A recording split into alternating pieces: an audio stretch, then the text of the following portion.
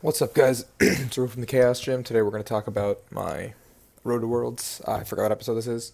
I literally got home like an hour ago, so we're going to do this and get it out of the way and upload it for you guys for Mexico. So I went to Mexico, if you guys didn't know, this past weekend for the regional championships. Was a lot of fun, I'm not going to lie to you. So what I did was I played. I came. So basically, my trip was. I had a flight that gets me there around 9 o'clock. And I had met up with Ryan Sablehouse, my teammate on CCG Castle, one of my best friends. And we got on the flight. It was a great flight. We just sat and watched. We started watching season 3 of The Flash. I think we're 7 episodes in now. And then we get an announcement saying that there's thunderstorms, so we can't land in Mexico City. And they're redirecting us to Veracruz. Now, neither of us know the geography very well, so we're just like, oh, Veracruz, whatever. That's probably like a close airport, like similar to like LA to Santa Ana, something like that, like very close, like 20-30 minute drive if we need to take a bus or something. We still land relatively around the same time, like 9:15, and then we look up where we are, and we are on the very edge of Mexico and about 5.5 hours by bus or car to the venue. So at this point, they have us on the tarmac. They haven't said a word to us, and we are freaking out because nothing's happening, and me and Ryan don't know what to do if this happens. Um, about 40 minutes passes. Around 10 o'clock, they make an announcement saying in the next half an hour we'll be back up in the air, headed to Mexico because the storms have cleared up and we've refueled. So that's a huge relief. And so we get back in the air, and me and Ryan talk decks for a little bit. Um, Ryan really likes. We all like Zoroark right now. Both of us are really on the Zoroark break deck. Danny Altavila's list that he ended up winning the event with, and he got top four the previous week. The list is very cool. It's very good.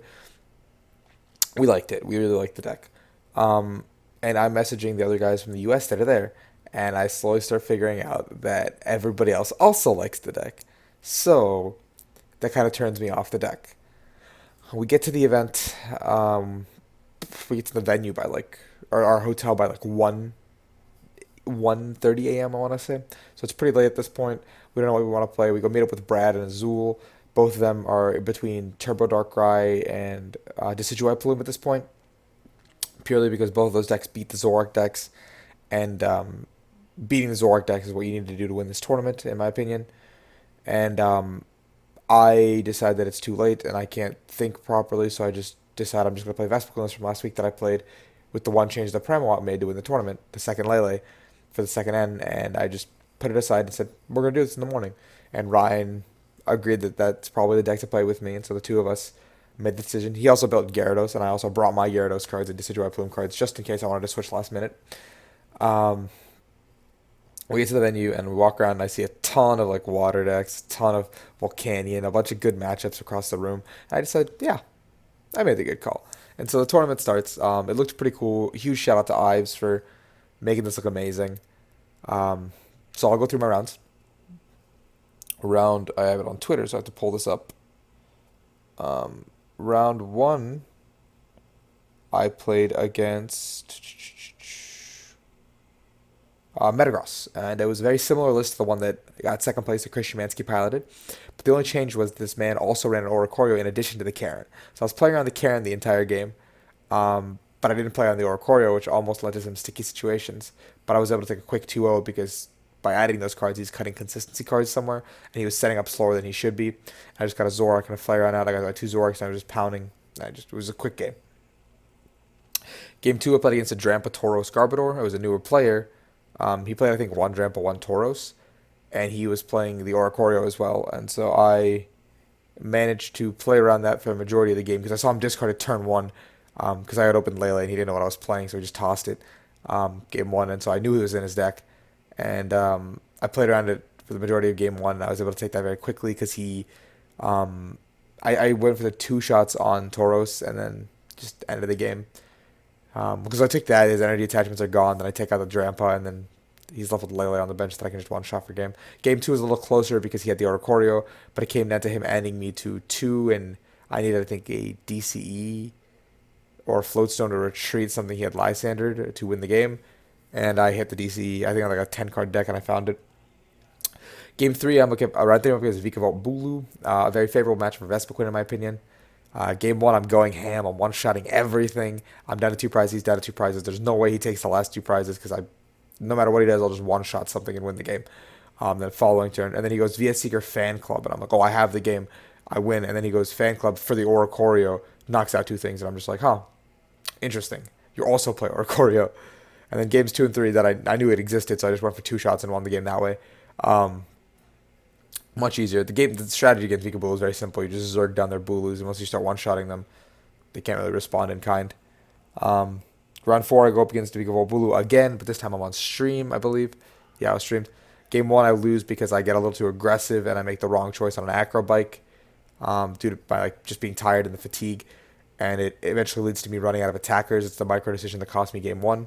If I had one more attacker, I would have ended the game, but I didn't have another attacker to finish up my last two prizes, and that cost me the game. One of my Vespiquens was prized, however, so that was a huge factor. Um, Following that, I took games two and three, which were just heavily in my favor again. Round five, I go up against Sam Chen, who won the Seattle Regional Championships earlier a couple weeks ago with Jump Garb, and he was playing Raichu Lycanroc, and he was at 4-0, which was pretty good for a deck like that. Game one, he opened. I just did my first turn and I passed, and he went Rockruff 30, and then I just retreated and knocked him out with Lele. Game two, it was about the same. He had to keep chasing my EXs on the bench to keep pace when I was one-shotting his Lycanrocs and Raichus, which meant my DCs got to stay on board, and I just overwhelmed him. Round six, I went against Angel, I believe his name was. On Hill, probably. Great guy, great to meet you. He was playing a Turbo Dark list. I think it was exactly the Schultz brothers, Robbins, I believe, from Limitless TCG from Europe. And due to that, I knew kind of the list because it didn't have Silent Lab or Fighting Fury Belt. Getting to 180 damage was pretty easy. The early Zoroark will almost always take out the Eevee, the baby Eevee, it's a threat, and then I just go Darkrai, or like Darkrai, Eevee, and the game's over. Because Vespiquen getting to 180 damage, I need about 3 to 4 turns to get to that number, and then I'm good. And then, so I get to 6-0. And then I go up against Zachary Kreckler playing Greninja, and I was going to ID just to secure my day 2. But I go up to Ryan and say, final decision, do I ID or do I play? And he looks at me and goes, play it out. And Azul both gave me the same advice. He said, play it out. Even if you lose this matchup, because the Greninja matchup used to be close, so that's why I was afraid. Slightly unfavored, even. Get to know what's in their deck, get to know their counts, because you're more than likely going to see them again tomorrow. Because there was two brothers playing it, and they're both doing very well.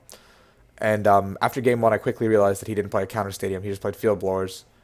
And because of the lack of balloons now in the list, Vespiquen has a very innate advantage. And I had won the first game very handedly, and the second game as well very handedly. And it's just, I take 3 prizes before he can do anything. And then by that point, I can just stream Vespiquens.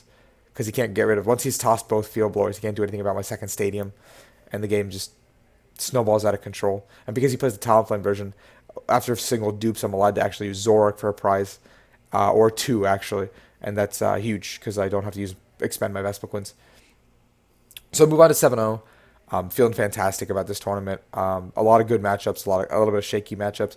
I just have to dodge Azul and Brad. All the Decidueye Plumes really is what I want to miss. I go up against Ryan next round. He's 6-0-1. And I know a lot of people criticize me for this, but I took the tie with him just because I don't want to play 60-card mirror, and we went to go grab a bite to eat. I just didn't want to play the 60-card mirror, and I thought the 1 point would be more valuable moving into the next day. Round 9, I go up against Xander Pero, who gets up paired to me. And game 1, he slaughters me because I didn't get to play Pokemon. Game 2, I'm currently not getting to play Pokemon as my opening hand is completely dead. Eventually, I top deck a supporter to play the game. And I dig. I get the N. I one-shot his dude, and then I N. Down to 1 card. So he just needs a single energy card to one-shot me. He goes 80 on my Vespiquen with his Lele, and then he just puts something else up and passes. And then I Lysander up Lele, and I one-shot it the next turn. And then he does something else, and he wastes an energy again, and then I miss the Lysander for game at this point. I just go knock out his trash lunch, and then I end him again down to 1. And he doesn't get the energy again, and I one-shot the game for the game. And so I make a 6-1 prize comeback. Game 3, we both set up properly, and in that scenario, I was able to take the game because Vespiquen is a faster deck, and Espeon's kind of useless against Zoroark, because I can just keep standing in and just doing stuff. So I take the series, and I go to 8-0-1. Day 2, I go up against Daniel Altaville round 1, who's the eventual tournament winner, so congratulations to Daniel.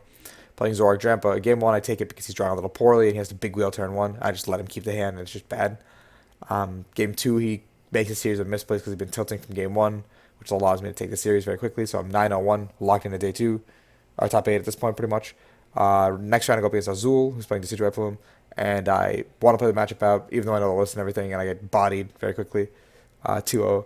So that was, yeah, we both moved to 9-1-1, and we're pretty much locked in. And I get super down paired to Ryan Alred playing Volcanion, but I want Alred in cut, so I give him the ID to move him to 27 match points, leaving him with a single win, putting him in the top cut, and me to 29 match points. And then I go up against Alex Kerkler playing Greninja. I get down paired to him. He's 27, I believe, and I'm 29. And so I offer the ID. At first, he's yeah, he wants to take it, and then he says, no, actually, let's play because I just need a single win to make it to top 8. So an ID doesn't help me really here, and I said, yeah, that's fine, let's play. And again, same as Zach Kreckler's Greninja the day before, it was just a quick 2-0 because they have so many cards, like they have candies, they have max potions. They just don't do anything in this matchup. And I just was able to overwhelm them very quickly. So I moved to 10-1-2. And then I play against Christian Cruz, the eventual tournament finalist. Take an ID with him, go 33 match points. And then we go wait for standings. And I'm hopeful that I hit the Greninja again, or I hit one of the Drampa guard player, because I know he wasn't playing a Vespiquen counter, or I hit the Ryan Alred playing Volcanion. The only matchups I didn't want to play up against were the Beesmere, even though I know I think I got to play him. And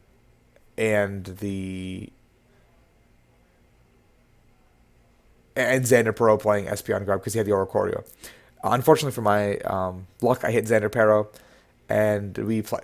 So game 1, I don't get to play Pokemon, and he gets to pretty much sweep me very quickly.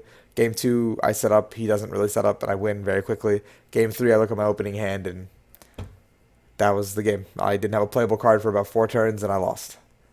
And that's all she wrote for my top 8 run. Puts me at 877 points now. Moving into, that puts me at like, I think 18th or 19th, going into the top 16 race for day 2. And then as far as Origins next weekend goes, I will be there, as I have to. I have one open regionals finished, so I have to fill that. I don't know what I'm playing. If everything fails, I will be playing Bees again, but I expect a lot of people to counter it due to its success, and people realizing it's good finally.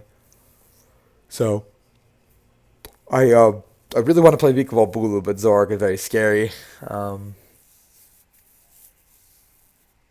Vikavolt Bulu seems very fun, but Zoroark is also a very good deck right now. I think Zoroark is the deck to beat. I think going to Origins, you can't take the L to Zoroark, nor Vespiquen, and there's very few decks that do that. So good luck to everyone going. I know this one's a little shaky of a video just because I did this very quickly. I'm also just got home, so I'm very tired from 7 hours of flying and travel and stuff. So I hope you guys enjoyed, and I will catch you guys on the flip side. Yeah.